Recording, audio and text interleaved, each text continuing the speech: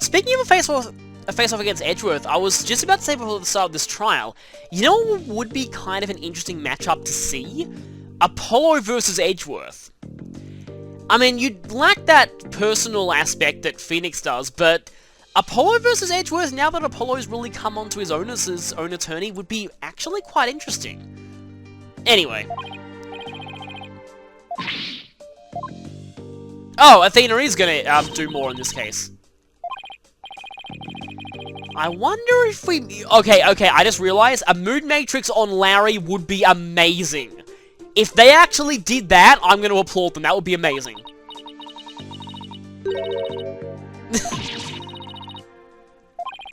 Well, considering what she did to Apollo, that's understandable. Yeah.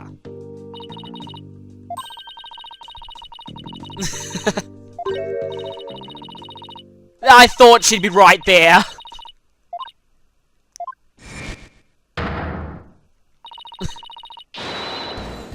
And I thought the theme would play.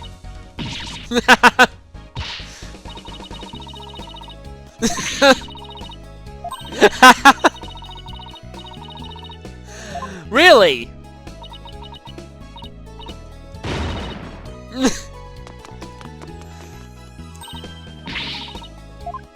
No, wait, Athena, please come back. I would love to mood matrix Larry. That would be hilarious.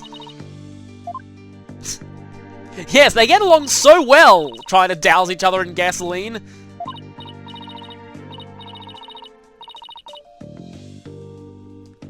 Oh, I feel a bit sad that they actually brought him up, and he's not even in this game. Oh, I want to see Gumshoe again. Now I feel depressed. I mean, Emma's good and all. Emma's good, but Gumshoe's awesome. I'd like to just know just what happened to Gumshoe in the time skip.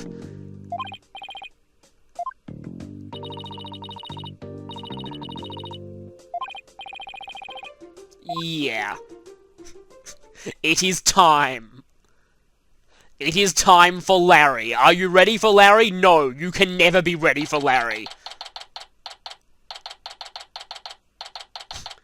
Being described as the guy who has a tendency to derail trials with his very presence. Pretty much sums it up.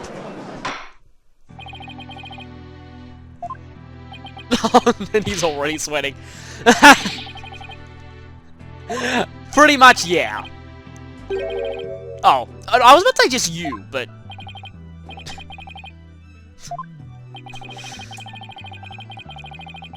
It's high school reunion time, the weirdest high school reunion ever.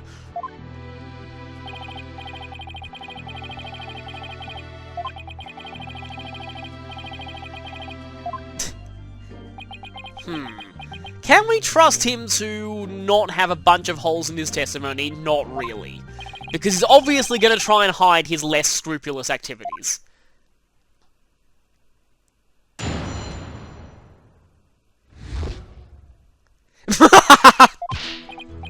Okay, okay, I would say, I was about to say that might be my favorite testimony title in the series. It does have some really good competition, though. There's one in Dual Destinies that's also great. There's one in Investigations 2 that's really great. So, there are a lot of amazing testimony titles. That one is up there. That may be top 3 for me.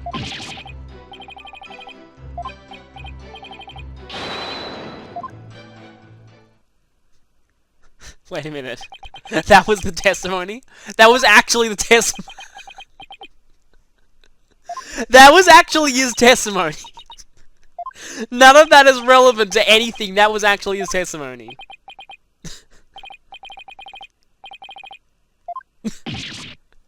We have to cross-examine that, really? Okay, this is already great. Well, I mean, in some ways, I do kind of pity Larry sometimes for getting no respect from anyone, but, exactly. We're actually gonna... Okay, this is like, this is right up there with Sebastian de Best testimonies as some of the most amazing testimonies ever. Like, I mean, the Sebastian de Best testimonies had the same feeling of like, wait, how am I supposed to cross-examine that? I wonder what's gonna come out of this, because this is completely irrelevant. He's just started testifying, and already I am dead from laughter. This is a good sign.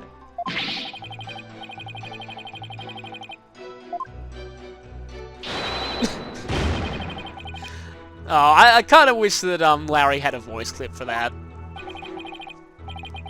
Kind of cool that he has a pointing pose now. Wait! Larry, you're not the one on trial here. I don't think he's realized this by now. I don't think he's realized, but yeah. Hold it!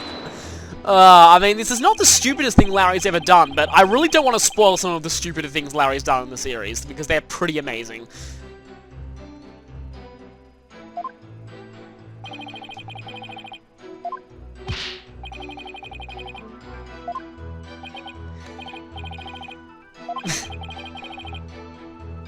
No, obviously he didn't do it, but he clearly screwed up the crime scene somehow.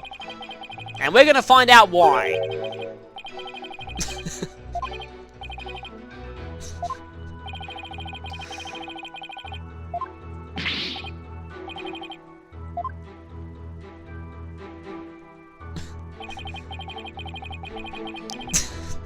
Hold it!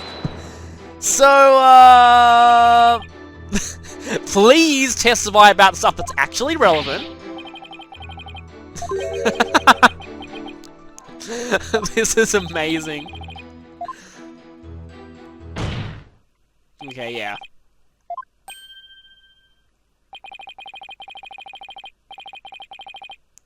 Yeah, exactly.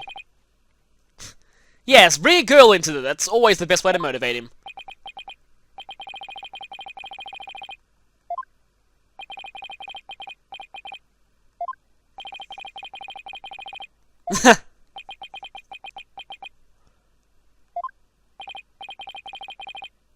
So Larry, if you don't tell us the truth, you'll be helping Edgeworth. Now, I know that you still consider him a friend, but I really don't think that's mutual, so might be in your best interest to not help him.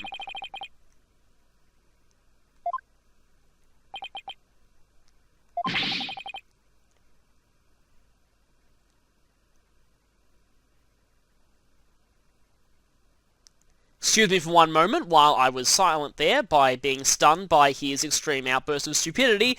We didn't say that it was a bull lantern. This is reminding me of, I don't want to spoil that. Let's just say that, his logic chess in Investigations 2, which is also great.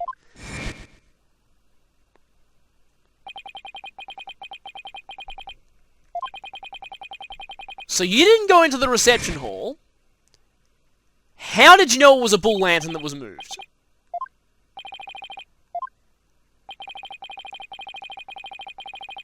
No.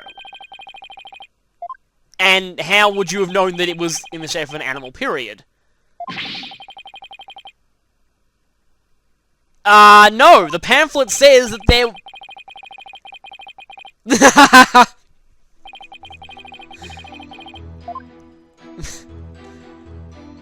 Congratulations, Larry, you've just won the award for almost the most obvious contradiction ever.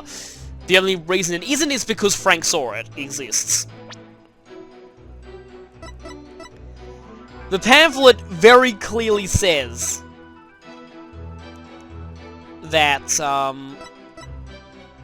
that there is a pig cow there. Objection!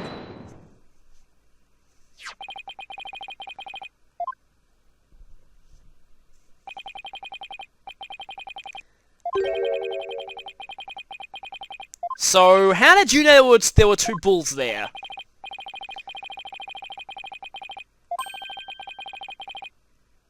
Unless Larry was the one who arranged the lanterns and screwed it up like he always does.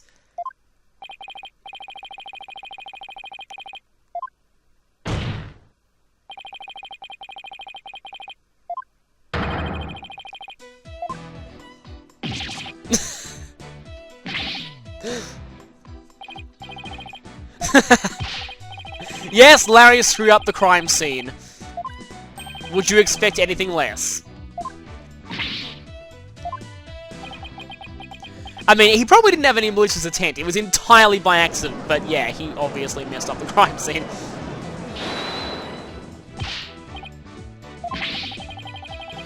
No, but...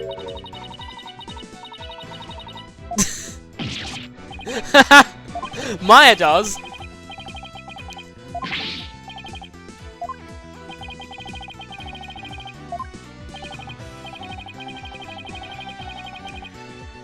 Okay, that explains why he saw the pterodactyl, because this drawing looks like the inside of a cabin. Oh, and he said that in the next line anyway. Let's...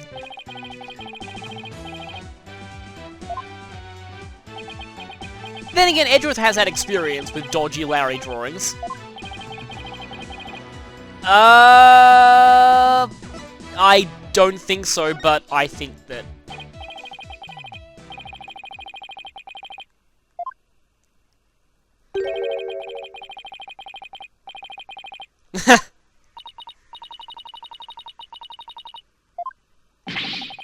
Yeah, what does he think of that?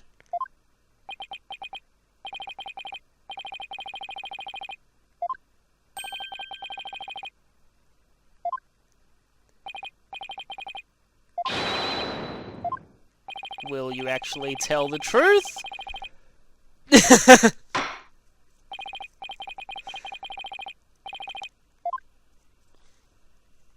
Okay. Will this actually work? Or will this be just as crazy as the last one? Oh, wow, Allegro, okay. Remove the lantern.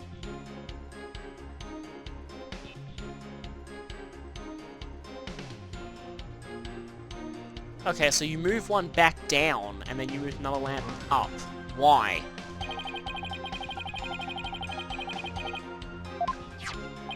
Huh. And of course, you do something that that a random note told you because it was written by Ellen. Of course you would.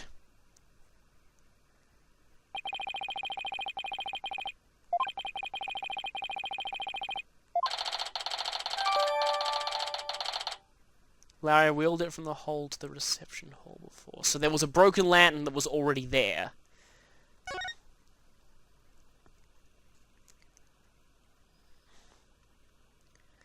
But how would Larry have moved that without noticing the body in there? Oh, now Edgeworth's gonna...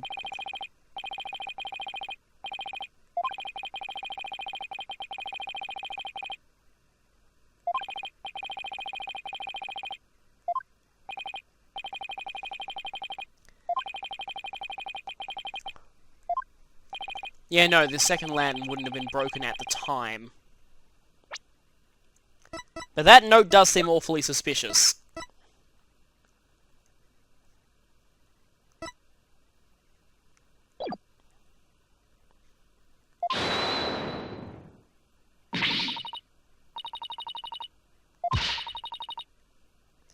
Okay.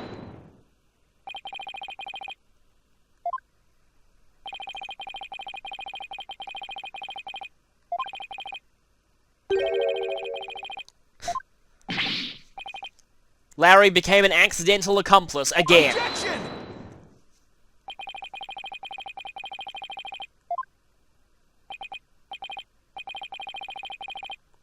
Of course it does. So let's see what we can prove from this cross-examination here. So when was the lantern broken exactly? If the body was put in first, then moved, then the lantern broke, yeah, the stuff would have fallen on the body that was inside there.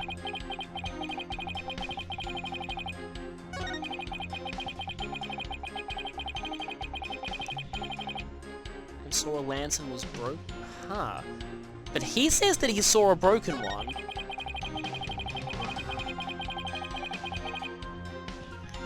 But if he saw the broken one, the body would have been in it. It was obvious.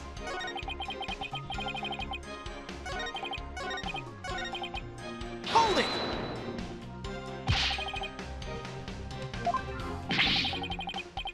it!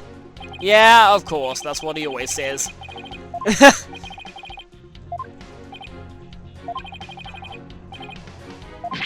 Yes, the one thing in this trial that Phoenix and Edgeworth will agree on is gang up on Larry. Yes, we need you to stick around until we explain the pterodactyl, which obviously is going to become really important, but that'll probably be for the very end of this trial segment. My guess is it'll be a really crazy reveal, everyone will go insane, and then the investigation will... there'll be another day of investigation, the trial will be put on hold for a day. That's my guess at this point. Hold it! So you saw that a lantern was broken. Oh, so there was a broken pega cow. Okay, so it's a separate broken.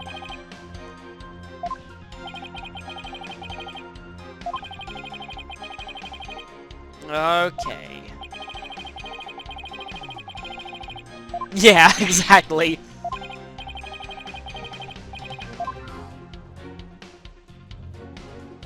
A note, okay.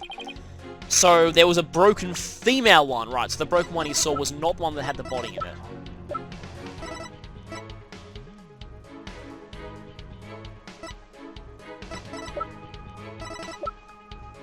We don't actually have Ellen's letter here. Exchange this with the one in the hold. It looks like the ones in the hold are all Pegabulls. And what's Ellen holding on to in this picture, now that I think about it? Is she holding on to the letter, maybe? Maybe she is, actually. Maybe she really did write that letter to remind herself. Hold it! Exchange is circled.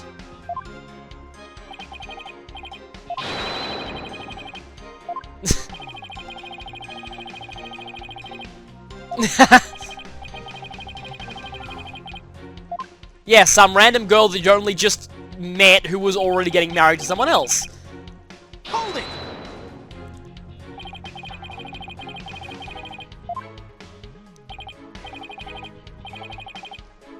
Not that time. Yeah, he got caught later on sneaking into the reception, didn't he? Yeah. Yeah, that was in the opening movie.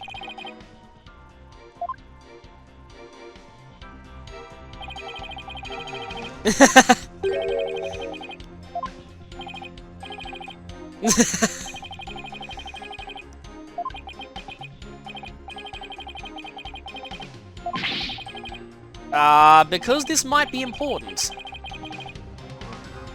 It probably is, considering we've got nothing out of all the others.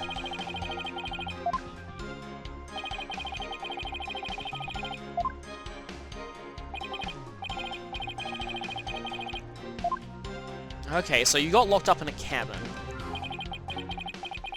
Tried to sneak into the reception hall, but I got caught and locked up in a cabin. Okay. Do we have anything here relating to that? That's the Vista deck, that's not anything, related to Larry.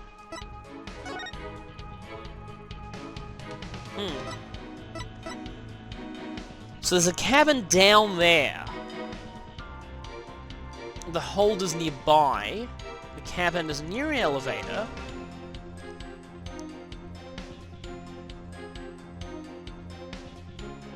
Yeah, that would likely put Larry down there. So wait, let me just wait. Before the main event, okay. So you somehow got into the reception hall the first time. But when you tried, when there was actually the reception going on, you got caught. Hold it! Okay.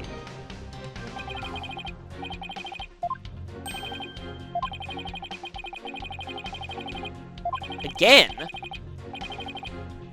Oh wait, no, that was after.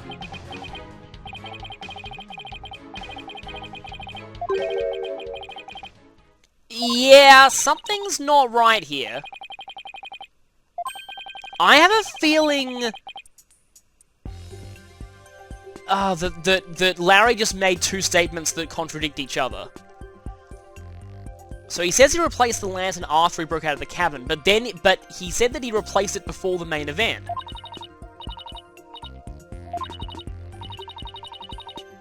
No.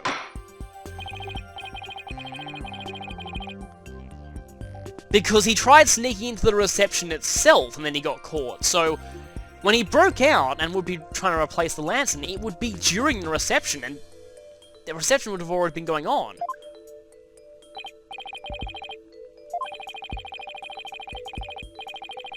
That contradicts with... Remove the lantern after he broke out of the cabin.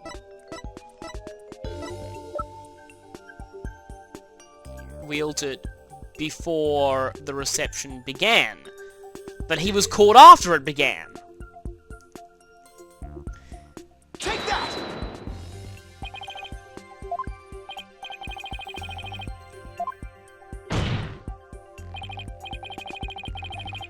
No, unless there were two receptions.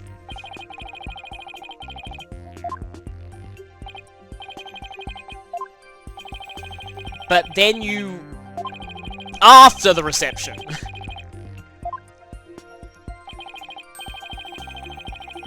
Both before the reception and after the reception.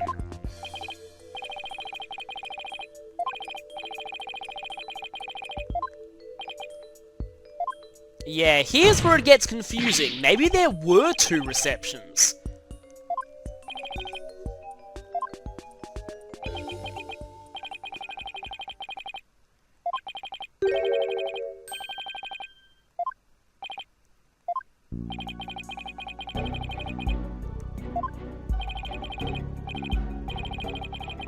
Yeah, there were two.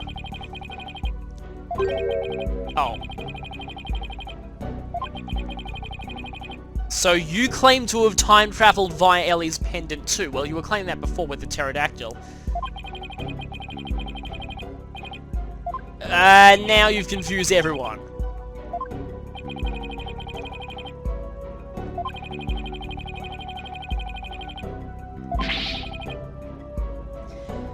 That's why I'm thinking, though, I do like the idea of both before and after the reception being true. I think there were two receptions, and that created the illusion of time travel.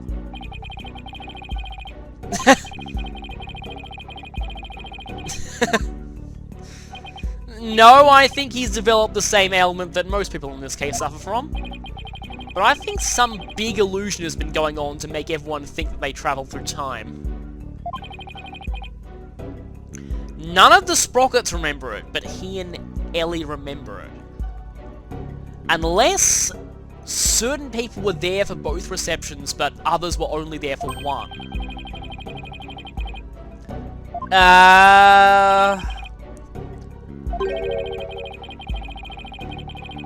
I'm sorry, I don't think that's possible.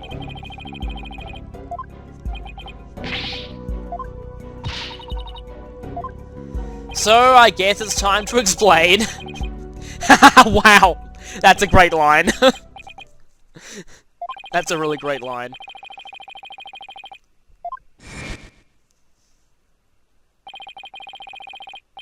After the reception... Oh, yeah! She claims that she was attacked by him after the reception, but everyone claims he was killed before. Yeah, I wonder if they did hold two receptions.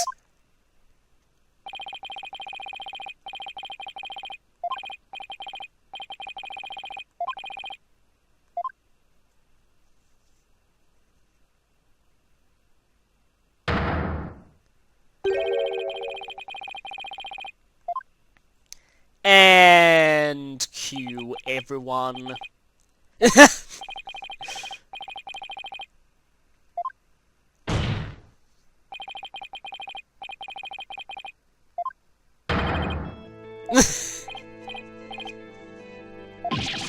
I'm not really sure we should be playing Announce the Truth for this, since I'm pretty sure that it's not the actual truth, but let's go with it. Objection! We had to bring the time travel up somehow.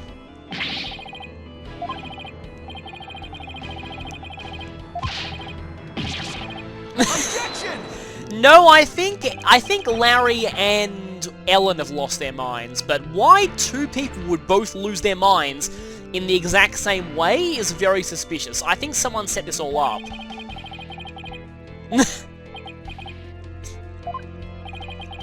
I'm now imagining connecting the logic bubbles using the investigation's logic mechanic and it being like, time travel! Yeah, he claims that he's seen time travelers, but he hasn't claimed that any of his time machines work. Yet, I don't think. He thinks time travel is possible. I don't think he believes he's traveled through time himself.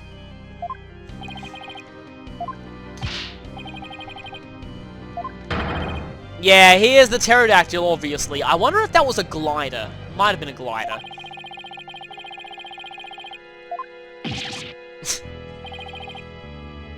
I don't think it went back that far, though. Oh no, Larry's gonna be like, well... and he's gonna present the crazy sketch, isn't he?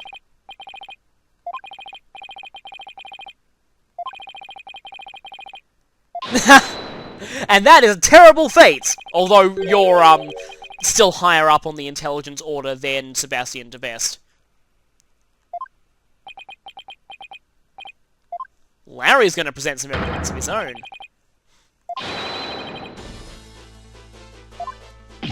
Cornered by Larry!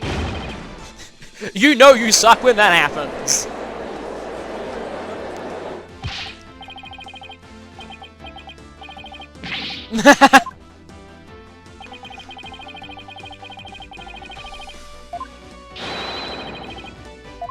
Yeah.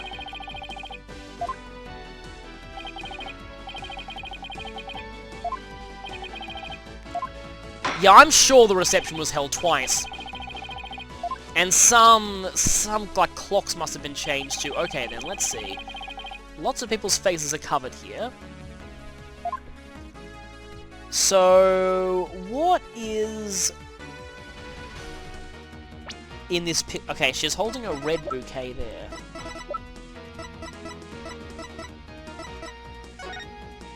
And she's holding a yellow bouquet there.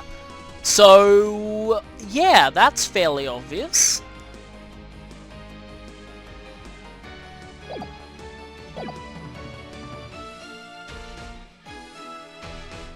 Take that!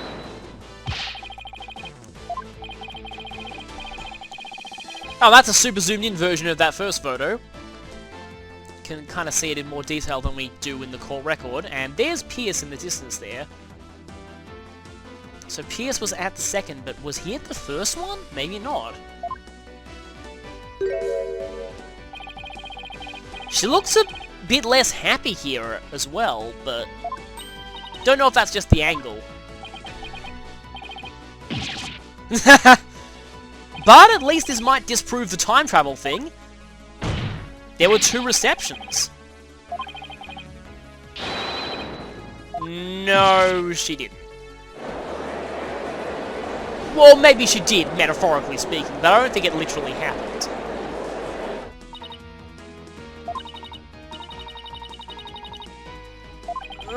From a certain point of view.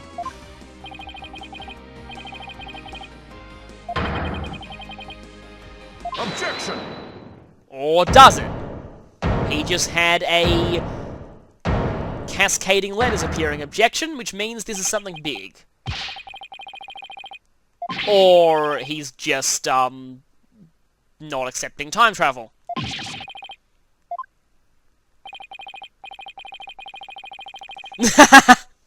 Yes, okay, I was about to mention things that Edgeworth has seen, and then I realized that might spoil earlier games. Yeah, Edgeworth really should not have been in Crine. Actually, yeah, he was there. He witnessed Case 5, which had some pretty crazy stuff in it. So, yeah. Spirit mediums, he totally believes they exist, but time travel, yeah, no, can't happen. Then again, I'm skeptical of the time travel. I don't think the time travel actually happened.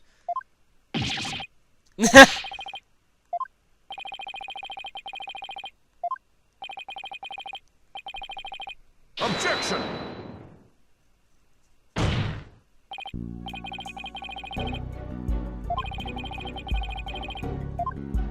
mean, someone could have edited the flowers in the picture, like in the photo.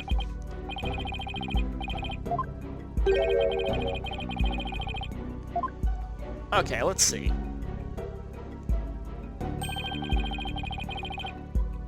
Yeah. No one else. In particular, the groom doesn't remember it. Objection!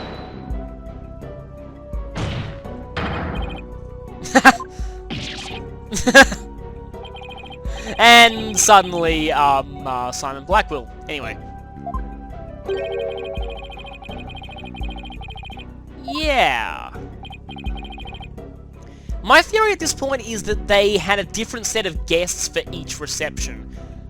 Though, didn't someone in the Sprocket household mention something about time travel and was like, oh, no, I shouldn't talk about that? Or the reception. So some people might be sworn to secrecy here.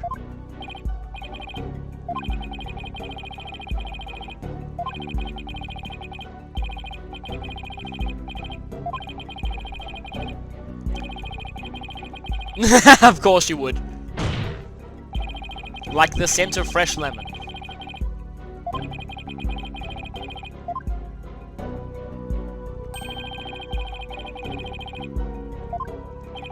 Yeah, most things say time travel to the past isn't possible, but time traveling to the future definitely is. It involves either going really fast or going near a black hole, but time dilation, basically.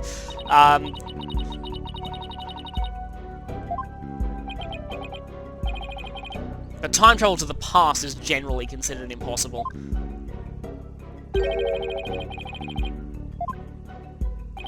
Okay, what do you propose we do here, then?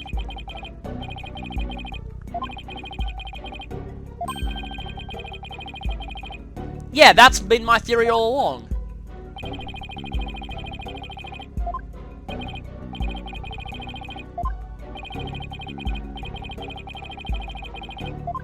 Yeah. When you eliminate the impossible, whatever remains, however improbable, must be the truth. Someone must have orchestrated this strange phenomenon. That is... LOL at this one. I mean, clearly everyone at the reception should have been in on it, because none of them... Unless there were a different set of guests... But we don't know enough about Gloomsbury. This could provide us a good opportunity to learn more about him. The real issue here, though, is that Soren doesn't remember 2 receptions. And he was there in both photos. So... there is that. I'm sure that will resolve itself at some point. There's 2 theories that I have in mind to explain that. Either one of the 2 receptions, it wasn't Soren, or Soren suffers from memory loss. It's a bit of a theory that I've had, and might help to explain some of the time travel aspects, but... And in some ways, if Soren suffers from memory loss, that would explain why they'd have to hold the reception twice. But... was everyone in on it, or was it just Gloomsbury?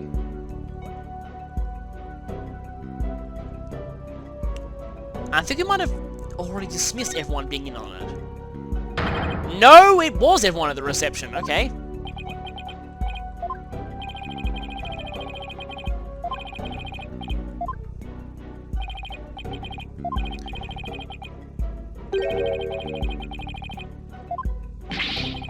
Not really. Don't think so. I mean, I'm sure Gloomsbury's involved in this somehow, but I don't think that's it.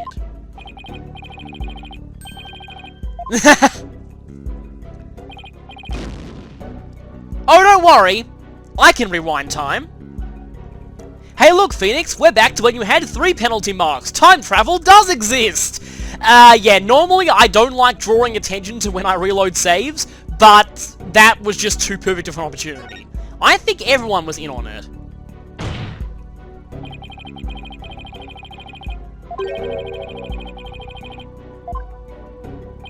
Or there were a different set of guests at each reception, but it'd be kind of hard to keep them from running into each other. Yeah, see, we don't know why. I think it was to maintain this illusion of time travel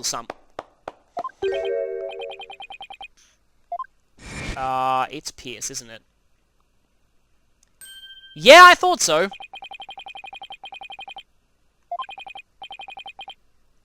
Okay.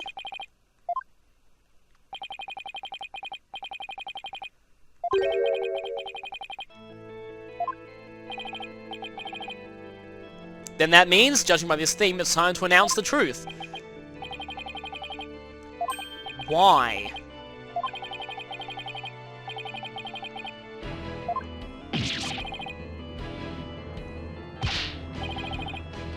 Yeah. A lot of characters in this case have long animations. Oh, you tried to cover up the whole thing. Or at least that's what you're claiming.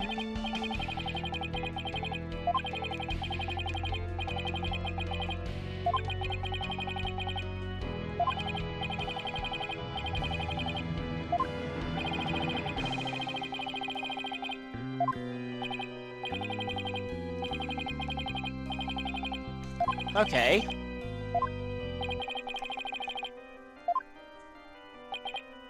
Where do we go from here, though? No, of course, no one can ever factor in the actions of Mr. Butts.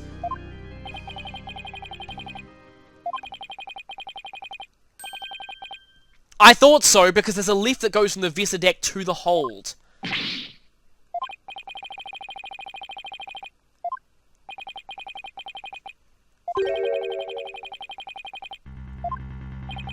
Or is it? Or... Oh, considering that... Oh, that's Edgeworth. Thought for a second that was Soren. Huh.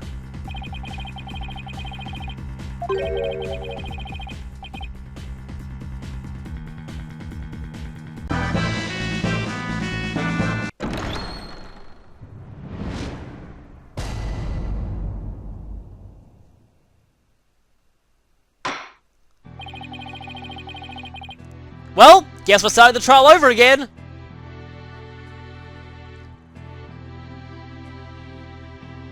Ah, come on, did you really think I was going to do that? I had to. It's actually been a while since I last saved, so I had to mash through a lot of dialogue to do that, but hopefully it was worth it.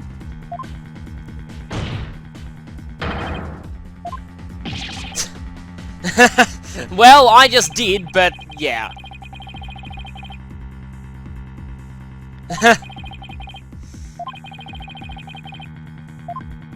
Uh-oh. Objection!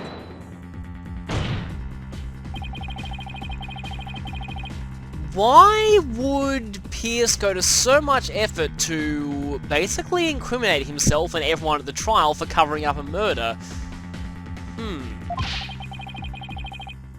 That implies that he's risking something even worse if he doesn't. Objection! Once again, third-party theory. Yeah, we only have the defendant's word on that. That's not exactly credible in this situation. Objection!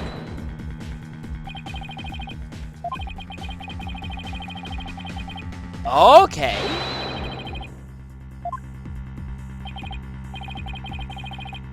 Yeah, you have a point there. Huh.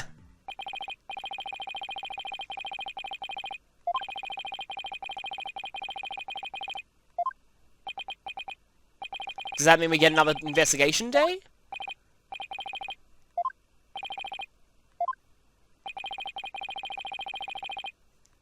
Yeah, obviously that is,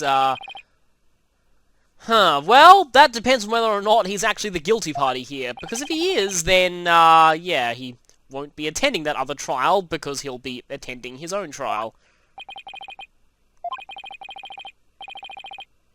So, we did get a 2-day case then.